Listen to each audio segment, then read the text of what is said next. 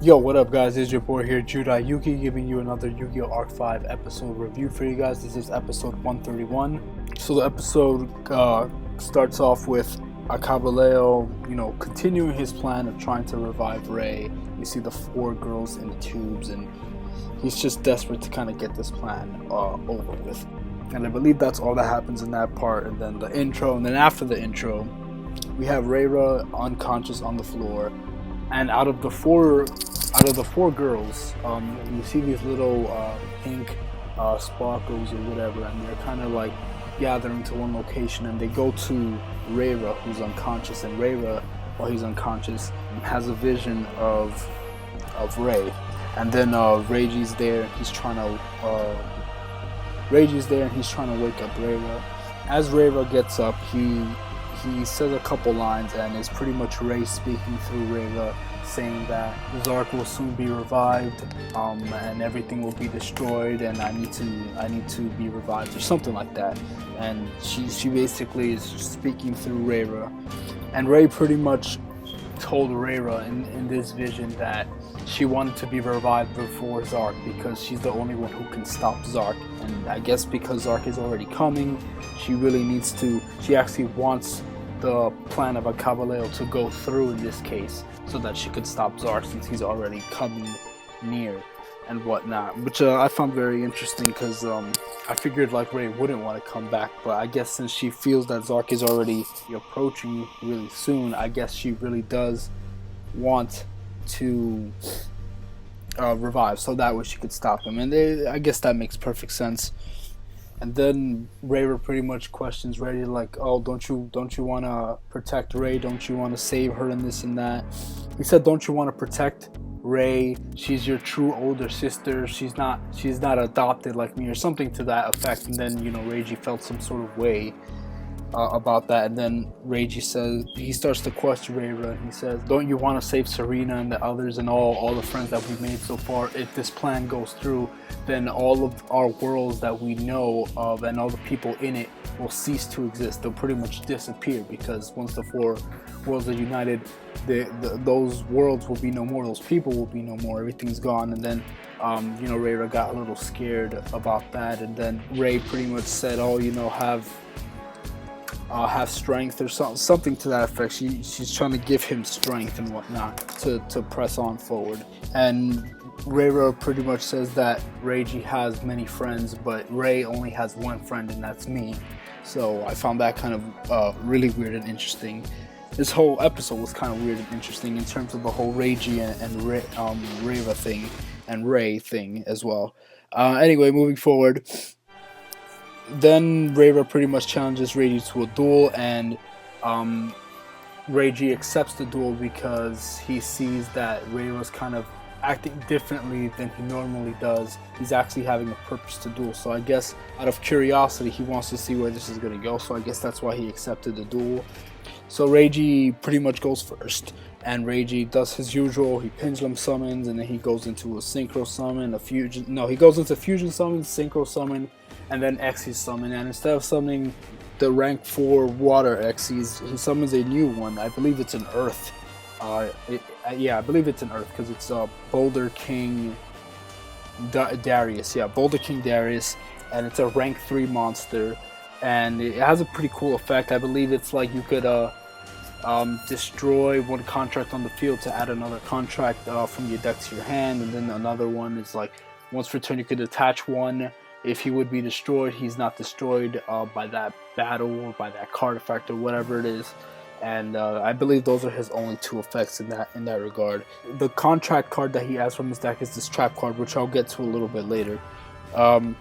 Then there's this flashback of Reira and Reiji that happens here, and you kind of get a little mini history lesson into Reira and Reiji's kind of past, in a sense. And we see that Reiji pretty much states that because of the harsh environment that Reira was living in, in that war-distraught world or whatever, he pretty much had to read people's emotions and adapt in order to survive, pretty much. And because of that, because he was living in a world of complete darkness, he had this analogy where he's like a white cotton swab or whatever, and he's covered in darkness, and any light that's around him he pretty much absorbs. And he pretty much states that Rira is an empty vessel, and in order to duel other people, whatever, he needs to absorb light from other people. So he gave him this card, which is that weird eye-looking thing that he uses to fuse with his opponent's monsters and stuff like that. And that monster is supposed to represent that you can take the light of somebody else. You can copy the light of somebody else into yours and imitate it to, I guess, become strong or whatever the case may be. So that's kind of how that works out there. After Reiji's turn, he sets the card that he added, which was the trap. He ends his turn, and then on the start of Reira's turn, after this whole flashback thing that I just spoke about, he activates the trap card, Dark Contract of Eternal Darkness, which is a pretty sick, badass name. And it's a pretty broken trap card, just like the one he used against the Caballero, even though he got around that quite easily. And this trap card's effect is, a player who does not control this face-up card, monsters cannot be targeted by effects. Neither player can fusion, Xyz, synchro, or advanced summon the entire time. And for all those who don't know, advanced summon means tribute summon. It's the Japanese version of tribute. So he pretty much locked Reira down, because I guess his monsters work like that, where you have to target your opponent's stuff in order to copy them and use them to create your own fusion, synchro, or Xyz, or whatever the case may be. And that's kind of a representation of copying your opponent's light and using it to your advantage. So there's a lot of really cool symbolism between his monsters and how they work. And Reiji pretty much states that, what if you can't absorb your opponent's light, then what are you gonna do? And you know, Reira was in a really tough spot there, and he kind of was getting kind of nervous there, but he got back into the groove, and he actually wants to, I guess, surpass Reiji in a sense. He thinks that he can defeat Reiji. There's a moment with Yuya, obviously, where he's, you know, trapped by those swords and whatnot, and he's telling Reiji, hurry up already. I can feel them getting closer, and you know, obviously this isn't a good thing, because then Zark will be revived. So Reiji needs to get this duel over with, and that's pretty much it with the whole Yuya stuff. And then Reiji attacks with his Darius, I believe. He attacks Reira's Film Magician. On his previous turn, he summoned Film Magician and set one back row and kind of just moved on. Even though Reiji had that lockdown thing, he still moved forward and was still gonna find a way to fight against Reiji, and he does a pretty cool job here. And Film Magician's effect is like, it can be destroyed by battle. It copies the attack of the monster that it's battling, and then it destroys it after battle damage calculation or whatever. So he does that. Darius has an effect where it could detach, obviously, like I said before, to prevent his destruction and whatnot. And that pretty much is what happens there. They cut to a scene where they show Caballero, you know, going through his plan again, and then we see Yuzu, and she fades off and she dies. So this moment happened really quickly, and it wasn't like really focused on in any type of way. It was just kind of like, oh look, she just faded off. Well, I guess Yuzu's dead. It was funny, because it's like, you figure this is a really big moment in the series when we see Yuzu die, but she kind of just, it happened so quickly, and there wasn't a big drama scene. I know there was nobody really around to kind of see it happen, but even so, it would have been nice. I mean, maybe if she wasn't passed out and she was still awake and she was feeling the pain of being absorbed, and then she screamed and then she faded off, that would have been a little bit more emotional. But it was just kind of like, oh, whew, let's just kill her off real quick, real smooth under the plot while nobody's paying attention. It's just funny. Everybody noticed that, and I've watched a couple reviews of this episode already, and everybody's just like, oh, well, I guess Yuzu's dead. Like, it was just so quick, and like, it wasn't really that big of a deal. And it's like, it's just funny, because you figure like that would have been a big moment. So yeah, Yuzu's dead, and next episode on the preview, pretty much Rory's gonna die too, and they're each gonna die one at a time until Rei's eventually revived. So then Reira activates this trap card, which allows him to copy a trap card that your opponent controls. So he copies the Eternal Darkness card that Reiji has. So now that he has that card, he can now fusion summon, synchro summon, and Xyz summon, and advanced summon. So now he found a way around that by copying it, which is really, really cool and really badass the way he did that. he draws this card. But before I get to that, throughout the duel, Reiji's kind of like observing Reira, and Reira has always gotten his light from Reiji. You know, Reiji's always been by his side. He taught Reira how to duel. He pretty much gave light to Reira. And but right now Reira's fighting against Reiji, and he's wondering like where's he getting all this strength from? Where's he getting this light from? Because he's not getting it from me right now. And he's actually fighting against Reiji. So that's kind of a cool little thing there, is like, where's he getting this light from? He's obviously getting this light from Rei. And throughout the episode you see that Rei is right next to Reira, kind of giving him that light, giving him that strength, and telling him to, you know, keep pressing forward and all that stuff. The card that Reira drew on his turn was called Pure Rei, ironically, because Rei is with him. So he has this spell card that's called Pure Rei, which allows him to destroy a spell or trap card on both players' field. So he destroys both Eternal Contracts on both players' field to nullify that. So now that he could Fusion, Synchro, and Axis Summon. Then Reira uses the spell card Montage Fusion to copy DDD, Alexander, Gus King, or whatever. And he copies that monster and fuses that with his CCC something I forgot what it was, copy I or whatever it was. And then he summons this apparent new monster, and it's he fusion summons CCC Sonic Halberd of Battle, which is a really cool card. I really love the way it looks. I love the color scheme, the green aura and everything. It looks like a really cool fusion monster. It has 3,000 attack points. Its effect is it can attack twice, and then if there's a wind monster on the field, it can attack an extra time, so it could basically attack 3 times. And Reiji's pretty much stunned by this move because he's never seen Reira use this card before. So he's like, wait, what's going on here? How is it possible that he has a card that I don't know about? In a sense, Reiji created him. He taught him everything that he knows. How is it possible that he's able to do something that he's unaware of? And you see him contemplating during this episode, like, well, what's going on here? This isn't the same guy the same boy that I've raised or known, and this and that. He didn't say those words in specific, but that's kind of like what I got from it. So Reiji states that Reira is getting an ego, and because of this ego that's kind of surfacing inside of him, he is starting to, I guess, evolve as a duelist. He's starting to grow as a duelist. As Reira attacks, I believe Reira kills two of Reiji's monsters, and then he's going to attack a third time to attack Darius. And then as he's attacking him, Reiji looks up and he's like, how could it be? Where did I go wrong? I have created a monster named Reira. And yeah, that was some really weird stuff right there. To be quite honest, I don't really understand 100% why he's saying all this stuff. But I had a long time to think about this, and it always seemed like Reiji was trying to make, like, I was in a podcast with Dylan and we mentioned how Reira pretty much has a self-worth, or he wants Reira to have self-worth and to have his own, I guess, purpose for dueling and this and that, and that helps you to become a stronger duelist when you have your own self-worth and whatnot. And if that's what he wants, that's what it seems like he's kind of doing right now.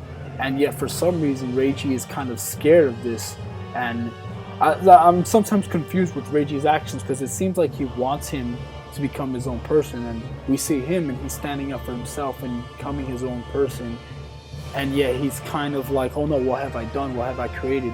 And he's not possessed or anything, he's not really doing anything per se. So I don't understand why he's like kind of freaking out, or kind of like really confused, like, oh no, what did I do, where did I go wrong? I have no idea. This makes kind of not too much sense. But yeah, maybe it's because the fact that he's an empty vessel, anyone else can possibly take over him and give him light, and can possibly fight against him or something like that. So since Rei is kind of guiding Reira here and kind of giving him light, I guess Reiji never counted on this. He never counted on someone else giving him light, and now it's being used against him. Maybe it's something like that. I don't know. It's kind of trippy and weird. I don't really fully understand it. But yeah, moving on. What happens after that? Oh wait, we don't actually get to finish seeing what happens next because we cut to the Yugo and Yuri duel. So the Yugo and Yuri duel was pretty interesting. Not really that interesting, but I really love it because it was very nicely animated. But I hate how it was just like slapped in the last 5 minutes of this episode. They cut off the focus from Reiji and Rira and just, oh, here, let's just finish off this duel real quick with Yugo and Yuri. Yeah, so we pretty much continue off with what happened at the end of the last duel where Greedy Venom was destroyed and destroyed, you know, all of Edo and Kaito's monster, and Clear Wing was, well, Crystal Wing was obviously saved due to Dystopia Guy's effect. Either way, so continues off from that play, banishes the Predator plant from the graveyard to special summon Greedy Venom back onto the field. He sets one card face down and it's his turn. Then Yugo goes. He tells Clear Wing to attack Greedy Venom. Well, sorry, Crystal Wing to attack Greedy Venom Dragon. He gains attack. He kills Greedy Venom again. Greedy Venom kills Clear Wing again. And then Yugo takes 3,000 points of damage because that's Clear Wing's attack, or Crystal Wing's attack. And you know, it was weird because it's like, why did he bother doing that? He just took a bunch of damage, and Yugo pretty much states that, oh, well, Edo and Kaito taught me that sometimes you need to go through some, in a duel to get like a result or whatever, to get what you want, you need to go through some pain. So that's why he was willing to go through that pain to try to get the upper hand. Yugo activates this trap card, which is this revenge trap card or whatever that allows him to return Crystal Wing back to the extra deck to special summon Clear Wing from the graveyard in attack position. Then he activates this other Speedroid monster's effect, which allows him, when a monster is special summoned, you can special summon it from your hand. When it's summoned, you target a monster your opponent controls that loses 600 attack points. He activates Crystal Wing's effect, Clear Wing's effect, to negate his own monster's effect. And then Yuri's like, oh, well, why did you bother doing that? What was the point in doing that? Crystal Wing pretty much gains attack to destroy monster's attack, so he gained 1800. So he had 1,000 more attack points than Greedy Venom. Yuri only had 1,000 life points left, so Yugo's like, yes, I'm gonna finish this off. He goes in, he attacks. Yuri activates a Predator plant from his graveyard, so he only takes half the battle damage and he survived. Greedy Venom's destroyed. Yuri also had the same trap that Yugo had. He activated it, sent Greedy Venom back to the extra deck to special summon Star Venom. Yugo had to end his turn. Yuri goes, he activates some equipped spell card, special summon a Predator plant from the graveyard. He steals, I believe, Clear Wing or Crystal Wing's effect, one of the two effects, in order onto Star Venom. He activates that effect to gain attack on his Star Venom, and then he pretty much attacks Yugo and finishes him off, and he loses the duel, and that's how the episode ends. So that's the episode for you guys.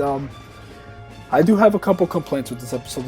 This review's gone on a little too long. I don't know if I really want to get into it, but pretty much I was really disappointed that this duel between Yugo and Yuri wasn't really all that amazing. It was actually kind of lackluster. It was just it was hyped up for so long, yes, mainly by the fans, but it should have been a really amazing duel anyway. Like, there's no reason why we shouldn't have gotten a really amazing duel, and this duel wasn't that amazing. And Yugo, although he tried his best, he didn't, like, Yuri just made him look like he was nothing, pretty much. And I kind of didn't like the fact that it was just so quick and so fast. If you combine it was like 4 turns, the duel, not including any of the Edo and Kaito stuff when they interrupted, which I don't feel like was necessary. They could have used that screen time on that duel and made that more epic, but they decided to come in, which I still like the whole Edo stuff, and you know, it was fine, but like, I didn't expect them to just, last 5 minutes of this episode, let's just finish it off real quick and get it over. That's what it felt like. Let's just get it over with real quick just to move on. And it's like, it's really disappointing because this should have been a really amazing duel, a fantastic duel, one of the best duels of the series, and it ended up falling short and ended up being not that great of an amazing duel, kind of a decent duel at best, if that. It just wasn't that great. It wasn't that amazing.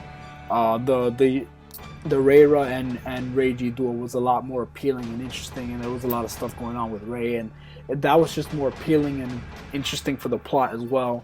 So yeah, I'm very disappointed with how that duel ended, and how short it was, and how unepic it really was. It was just not that epic, and we all expected epic, and we should have gotten epic because this is Yu-Gi-Oh! At this point in the series, in any other Yu-Gi-Oh! Series, all the duels are amazing. They pull all the punches and they make sure every single duel is absolutely amazing. And in this case, our Arc 5 is lacking in some really amazing duels. There have been some good moments, but I don't know. This was supposed to be one of the biggest moments, and it wasn't. So unfortunately, it wasn't that great. I'm sorry for all those people. Maybe you guys loved it, and if you loved it, great. You know, that's fantastic. I didn't really love it. It wasn't that great. They spent too long on this duel, and ironically, we didn't get to see much of it because they kept skipping from episode to episode and then slamming this duel during random parts of different episodes, and it just takes you out of the experience because you want to see the whole duel all the way through, but it keeps skipping from episode to episode, so you get out of the mood, you're into this other duel that's going on, and then they cut back to this duel, and then you go back and forth, and it's just really irritating and annoying because you don't get to feel hype about one duel because then you gotta jump to another and back and forth and back and forth. It's just irritating. I really don't like that. Like, it's a cool way of storytelling and scripting everything, but I don't know, when it comes to Yugo, I feel like when they focus on the duels just one-on-one and just don't try to focus on too many things at once, I think it ends up working a lot better in my personal opinion. I think it creates a more epic, dramatic experience rather than just going back and forth and waiting long for certain duels to end. Anyway, that's the review. Anyway, that's the review for you guys. I'm sorry if I complained a little towards the end, but hey, you know, I'm a fan. I got my opinions. But that's the review. Thank you guys for watching. I really appreciate it. God bless you guys. Thank you guys for everything. Thank you guys for watching. Gotcha. 僕のユルの魂のペンドラム天空にかけ怒りの悪ペンドラム召喚来い俺のモンスターズたちあららおちことつくヘイルは歌るのマラコオーダイスペンドラムドラゴン